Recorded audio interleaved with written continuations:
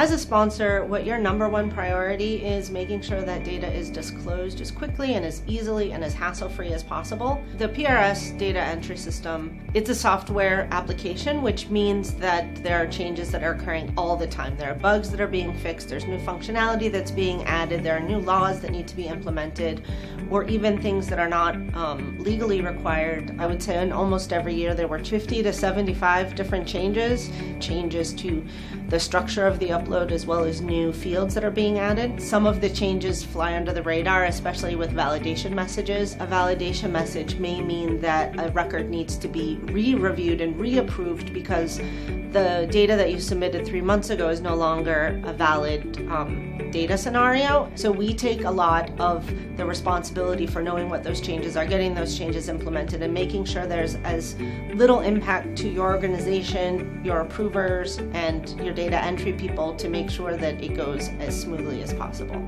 A lot of sponsors will create shortcuts for themselves so they don't have to do 100% of the data entry within the PRS system.